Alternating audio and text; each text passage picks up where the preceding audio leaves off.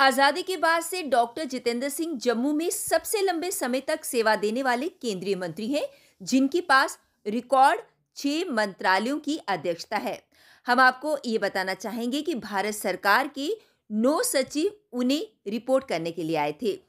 आज डॉक्टर जितेंद्र सिंह जी की उपस्थिति में chamber of commerce and industries Jammu के नए ऑडिटोरियम हॉल का उद्घाटन किया गया।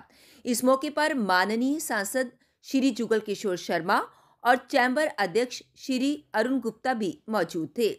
हम आपको यहाँ पर यह भी जरूर बताना चाहेंगे कि जम्मू चैम्बर एक निर्वाचित निकाय है जो एक मजबूत प्रतिनिधित्व को दर्शाता है और जो व्यापारिक समुदाय के बाहर भी समाज के एक बड़े वर्ग की आवाज है। तो शायद इतना कैबिनेट मंत्री के पास भी नहीं होगा जितने महकमे जो हैं, डिपार्टमेंट जो हैं, इंडिपेंडेंट चार्जेस गए हैं। मैं समझता हूं कि ये जम्मू के लिए भी एक बड़ी खुशी की बात है, खुशकिस्मती है हमारी कि डॉक्टर जितेंद्र सिंह जी जो हैं वो पीएमओ ऑफिस में बैठे हुए हैं।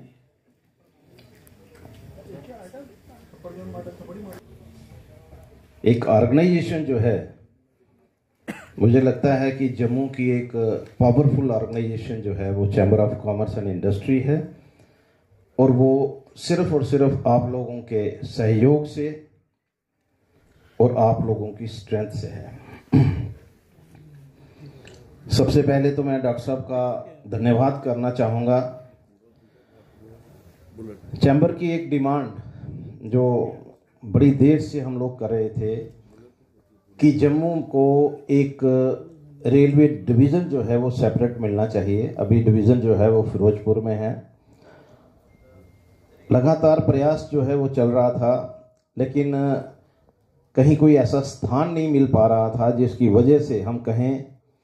अभी की एक बार अनाउंस भी हुआ, 2016 में ये अनाउंस हुआ, लेकिन फिर कहीं ना कहीं वो चीज़ें रुक गई।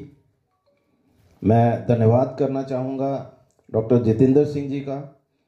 जैसे ही हमने इनसे बात की इस इशू को लेकर के, इमीडिएटली इन्होंने जिस तरह से उस समय रेलवे मिनिस्टर से बात की तो हमें एकदम लगना शुरू हुआ कि भाई डॉक्टर साहब चाहें तो क्या नहीं हो सकता, क्योंकि एकदम से जिस तरह से इन्होंने बात की और इमीडिएटली जेस जो है वो जम्मू के लिए हो गई।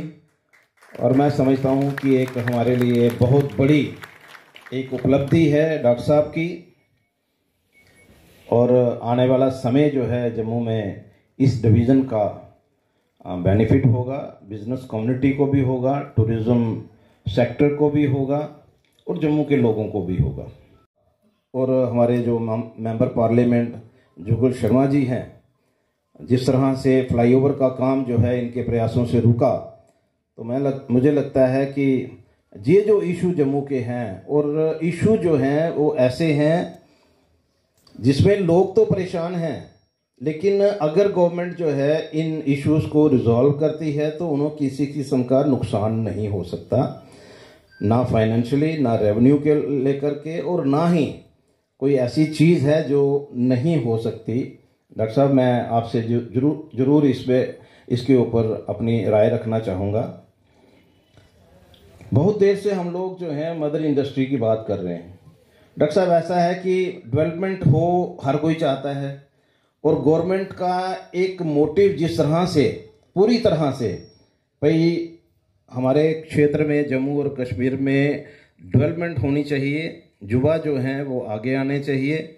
जिस तरह से रेलवे और कश्मीर जा रहा है और जिस तरह से रोड जो हैं, जो 12 घंटे का सफ़र होता था कभी कश्मीर का, आज 4 घंटे में कवर हो रहा है। लेकिन कहीं ना कहीं इस डेवलपमेंट में जम्मू जो है उसमें कहीं ना कहीं परेशानी में, मैं परेशानी इसलिए नहीं कहता कि यहाँ बिजनेस की कमी हो जाएगी, लेकिन क्या है कि एक ऐसा माहौल जो है यहाँ पर क्रिएट हो गया है कि देखिए, यहाँ माता वैष्णो देवी के लिए लोग जाते हैं। पहले ये रहता था कि ट्रेन यहाँ रुकती थी, तो शायद उतनी सफलता प्राप्त ना होती जितनी अंततः प्राप्त हुई। इसी प्रकार एम्स को लेकर के मजबूरी थी भारतीय जनता पार्टी की कि सरकार भी अपनी थी, तो आंदोलन कॉल करता आप ही के माध्यम से होना था, लेकिन बल मिला भारतीय जनता पार्टी को कि वो बात आगे तक पहुंचाई गई। तो शायद पहली बार किसी प्रांत में 2 एम्स बने। नड्डा जी उस समय स्वास्थ्य मंत्री थे, मुझे कहने लगे कि कैसे हो पाएगा, इसका तो कोई प्रेसिडेंस नहीं है। आखिरकार मोदी जी के आगे बात रखी तो बोले हाँ मैं तो क्षेत्र को जानता हूँ, अगर श्रीनगर लिया तो जम्मू वाले छोड़ेंगे, जम्मू देना ही होगा। लेकिन इस आवाज का आगाज आपके यहाँ से, और इसीलिए हमें ये समझना होगा कि we are not at cross purposes. कई बार कुछ एक राजनीतिक दल they start looking at the business bodies with certain amount of scepticism के साथ, ये तो सिर्फ पैसा कमा रहे हैं।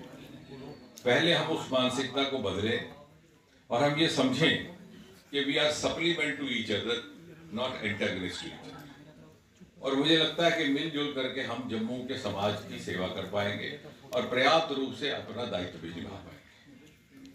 और ये बात मैं केवल कहने के लिए नहीं कह रहा, मैं संसद में भी जब बात करता हूँ और जगह भी, तो मैं कहता हूँ कि हम जो कोई लोग धरने में बैठे होते हैं लोग तो सब जाके आश्वासन देते हैं, मैं उनको कह देता हूँ भैया होने वाला नहीं है, झूठे आश्वासन बच जाओ। तो जो बात करता हूँ मैं, जब मुझे खुद उस बात का विश्वास हो जाता है और मेरे पास तर्क होता है तो मैं करता हूँ। कुछ एक छोटे छोटे नुआंसेस हैं, बारीकियां हैं जो आप ही राजनीतिक दलों को समझा सकते हैं। मैं आपको एक छोटा सा व्यक्तिगत उदाहरण देता हूँ।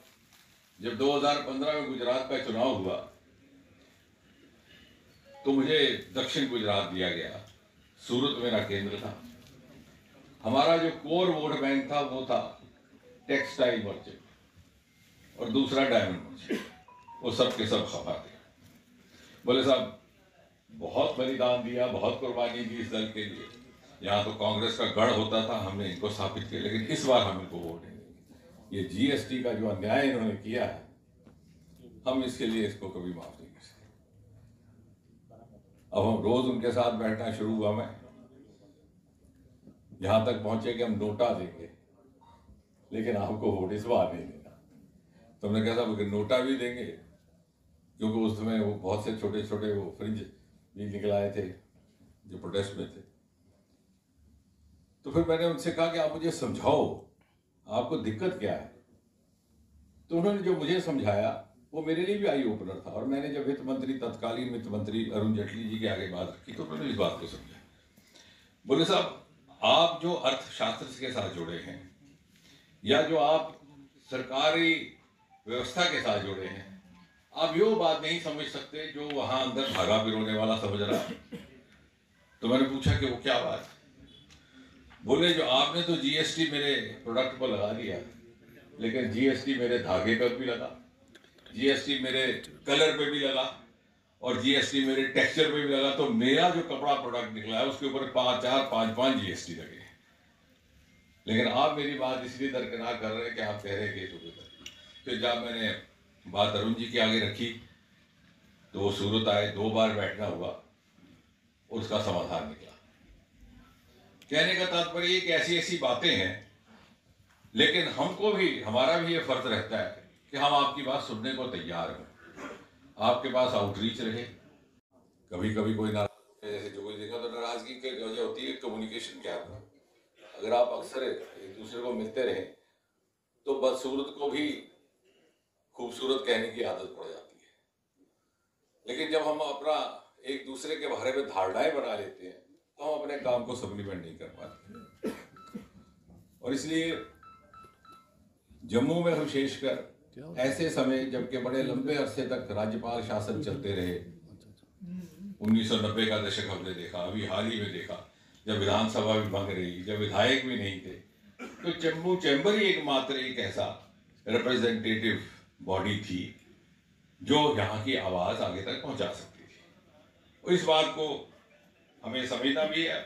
और शायद ये जो बीच में वैक्यूम रहा है, इससे समन्वय में भी कमी रही और जो अपेक्षाएं थी वो भी पूरी ना हो पाई। लेकिन अब चूंकि सरकार भी बनी है, हमारे विधायक भी हैं, बनाए भी जैसे जुगल जी ने कहा आप ही ने, और आपको अधिकार भी है, उनको समझाएं भी, ना समझे तो डांटें भी, कई बार तो पुतले भी जलाए जाते हैं। यानी आप अपने परिवार का सदस्य समझे उस व्यक्ति को जिसको आपने चुन करके भेजा है।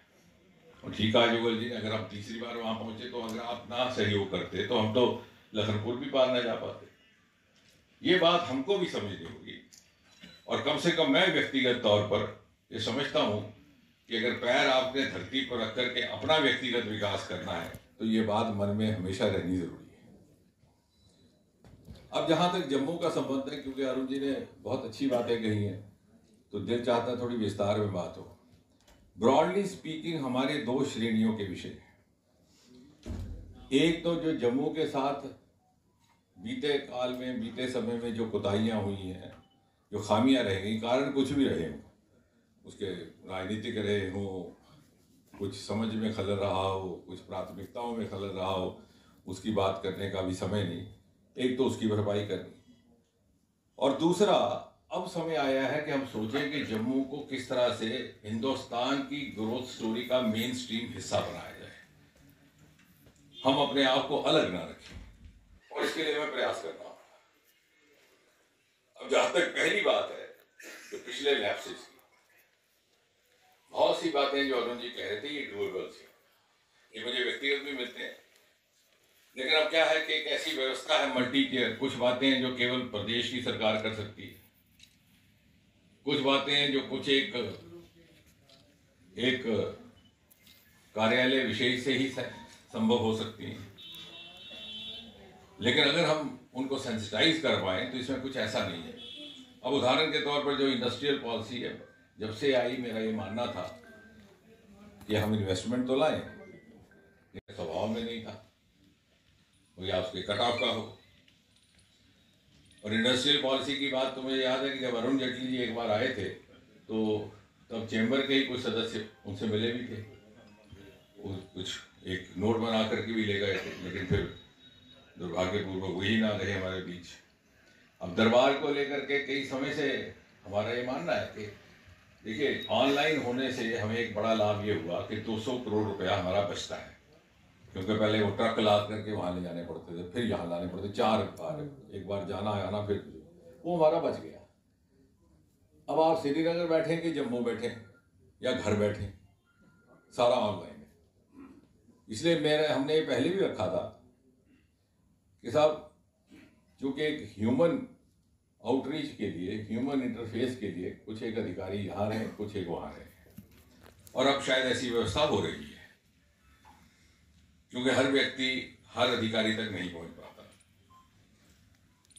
अब रेलवे की इन्होंने बात की, अभी उसका औपचारिक आदेश तो नहीं आया, जब आएगा तो एक बार फिर से पुनः हम धन्यवाद भी करेंगे मोदी जी का भी और रेल मंत्री का भी। लेकिन उन्होंने सिद्धांतिक तौर पर यह बात स्वीकार की, और आपने जब अखबार में निकाला कि आपने मुझे बताया तो मेरी बड़ी पिटाई उधमपुर से हो गई कि वोट वहां से लेना है, तो बोले यहाँ क्यों नहीं हो सकता। तो फिर मैंने उनको समझाया, मैं क्या करेंगे, जैसे वंदे भारत में बनारस के बाद सबसे पहले यहाँ लाया था, तो पहले फिर ये शुरू हो गया कठुआ और उधमपुर में खड़ी होनी चाहिए, फिर एक दूसरी वंदे भारत शुरू करनी पड़े। तो जो हम इलेक्ट्रल प्रोसेस से जो हम लोग आते हैं, मेरे जैसे, जुगल जी जैसे, उनकी भी कुछ दिक्कतें हैं, वो भी आप ही को समझनी है। लेकिन आप ये मांग रखते हैं और रख रहे हैं, ये सुनकर मुझे बड़ा आनंद भी मिला, क्योंकि आपको उम्मीद है कि वहाँ मोदी जी बैठे हैं, मैं जुगल जी आपकी बात पहुंचाएंगे, तो जो केंद्र से हो सकता है वो तो होगा। और आजकल ये सच भी है कि पिछले 10 वर्षों में कोई बात ऐसी ना थी जो मोदी जी के आगे रखी और पूरी ना, और बड़ी बड़े कठिन बातें। आपका शाहपुर कंडी का प्रोजेक्ट 40 वर्ष से रुका हुआ था, पिछली सरकारें चाहते ही नहीं थी, और हमारे ही कई लोग उठ करके खड़ा हो कह देते जब फायरिंग होती कि पाकिस्तान का पानी रोक दो, तो मैंने एक छोटा सा नोट बना करके दिया प्रधानमंत्री जी को कि लोग तो कहते हैं पानी रोक दो, लेकिन हकीकत ये कि हमारा पानी भी उधर जा रहा है। तो उन्होंने जब हस्तक्षेप किया तो दोबारा सारे दस्तावेज बने, और आज शाहपुर कंडी अगले अब उसका लास्ट फेज भी 1-2 महीने में मुकम्मल हो जाएगा। नेशनल प्रोजेक्ट और इंडस वाटर ट्रीटी के तहत उसकी कल्पना की गई है। इसलिए इसी तरह ये जो मानतलाई का है, 35 वर्ष से कांग्रेस ने इसको खंडर बना के रखा था। ये मोदी जी के ही कारण हो पाया। आज वहां पर इंटरनेशनल सेंटर का वेलनेस सेंटर बना है। एक्सप्रेस कॉरिडोर है, अब ये भी आपको समझना होगा और उसमें आपका सहयोग भी रहेगा। और जुगल जी इस बात की तस्दीक करेंगे कि कितनी मुशक्कत करनी पड़ती है इन चीज़ों को, कि वो फाइल उठा करके जिस तरह से आपको अपना एक लोन लेने के लिए कितनी जगह जाना पड़ता है, इस तरह से एक MP को एक चीज़ की मंजूरी लेने के लिए एक दफ्तर जाना पड़ता है। ये एक्सप्रेस कॉरिडोर के लिए 3 चला। अकाली दल ने कहा कि साहब पहले तो हमारी मांग थी अमृतसर की, आप कहाँ से आ गए? अब गडकरी साहब हमारे पर मेहरबान थे, उन्होंने कहा भाई अब तुम्हारा काम है, तुम करो फैसला, 2 हम दे नहीं सकते। फिर हम बैठे, सुखबीर जी ने हरसिमरत कौर जी को कहा आप लेके अपने लोग बैठिए। फिर आखिरकार ये